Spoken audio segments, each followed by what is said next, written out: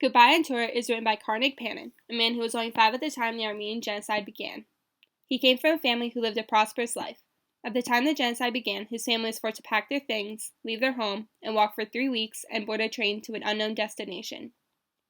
Once they reached their destination in the desert, they realized there was no going back home. They were put into a camp with other Armenians, and people were beginning to die, including Karnik's mother and siblings. People were desperate for food. Everyone went to the fence of the camp to buy bread from locals, and would beat each other up for food. Karnik's grandparents brought him to an orphanage outside the camp, in order for him to have a better chance of survival. During the next 5 years, he was sent to 3 orphanages.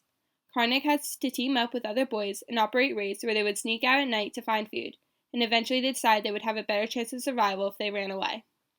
The theme of this book is the survival in the youth. These boys are young, growing children who are between the ages of 5 and 10 during the time the genocide took place. They faced struggles to find food and survive as long as possible, and had the brilliance to survive at such a young age. In this small piece from a poem, William Saroyan talks about how he uses laughter to get through hard times. I have always been a laugher, disturbing people who are not laughers, upsetting whole audiences at theaters. I laugh, that's all. I love to laugh. Laughter to me is being alive. I have had rotten times, and I have laughed through them. Even in the midst of the very worst times, I have laughed. To laugh is to have fun, to find enjoyment in something, to let go and enjoy things in life.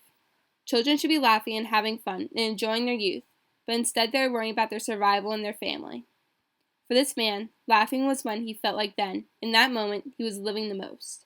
For him, to laugh is to fight back. The children in my book have experienced things that no innocent person should have to experience. When children should be laughing, they are crying and begging for mercy. The children in the book did not have the chance to laugh and enjoy life. For some, it was hard to remember what life was like before the genocide began. In this photo, these are children. They deserve so much better than to be treated like they are nothing. They should be running around and playing and having fun. They should not be suffering and lying on the streets. They should not be trying to defend themselves and be on their own. Like Karnik, along with other children in the orphanage, they were being held there, starving, being forced to conform to the ways of the Turks. People did not care about them and how they felt. They left them there, defenseless. Parents are supposed to be providing for their children, but it's so hard when there is so much discrimination and hate surrounding them. In this photo, you see that parents and their children didn't have much, and were trying to do their best to support their hungry, suffering families. Like in the book, Karnik's parents and grandparents could no longer provide for him. They did what they had to do to try and keep him alive, and sent him away. In this piece of testimony, a woman who survived the genocide was asked what she would like in life if she could live her life again. Last year, on her 102nd birthday, Kurdian received a visit from her local parish priest. He asked what she'd wish for if she were to live life again. She replied, "I would like to have a childhood. I never had one." This woman lived through the Armenian genocide and lived to be at least 102. When asked what she wanted back in her life, out of anything, it was her childhood. This shows how she didn't have a childhood because she was too focused on surviving that she doesn't even consider that her childhood. Children were not given the life they were supposed to live. They were treated harshly and weren't children in the world where they were supposed to have fun and enjoy their life. Like in the book, Karnik's childhood was him trying to survive and to be able to live for better things to come in life. When he looks back on his childhood, it's the suffering and pain he went through that he will remember, not the fun games he got to play with friends. This artifact is a piece of jewelry that women in Armenia would wear. It shows that people had a life before the genocide began. It did not matter how wealthy they were, but all were affected. Karnik's family lived a prosperous life. To them, they had nothing to worry about until the genocide came. Jewelry like this was taken from them, along with any other things like dignity and hope. This shows that Karnik had a future before the genocide began. This piece from a nonfiction document talks about the denial of the genocide. They reject the conclusions of historians and the term genocide, saying there was no premeditation in the deaths, no systematic attempt to destroy the people. The Armenians suffered greatly for only being a threat to the Turks. When suffering was over, they were denied that it ever happened.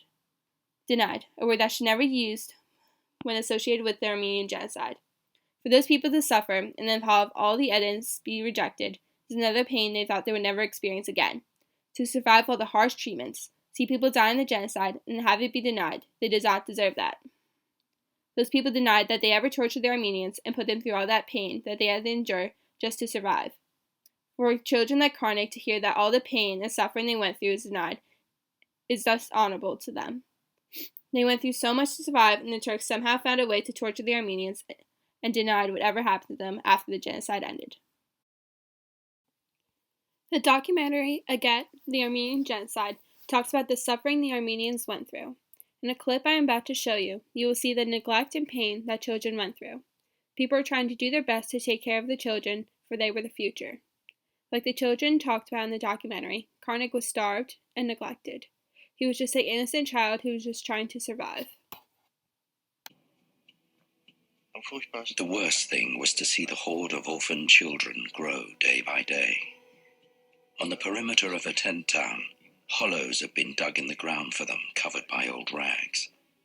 They sat beneath them, head to head, boys and girls of all ages, neglected, like animals, starved, without food, without bread, huddled together, shivering in the cold of the night, and no one to offer them even the most meager help or comfort. The children's eyes stared at, eyes sunken from their suffering, a look of bitter reproach against the world on their faces.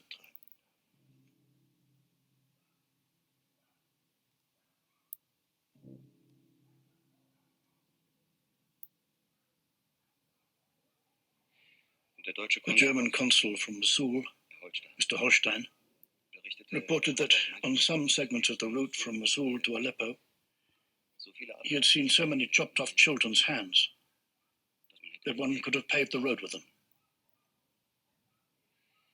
Numerous reports from the German consulates in Aleppo and Mosul document far worse examples than the few I offer here.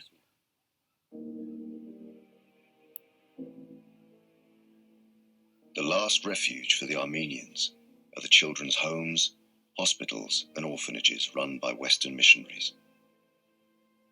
Doctors and nurses battle to save at least the children. They soon realize that rescuing them is the only way for the Armenian race to survive.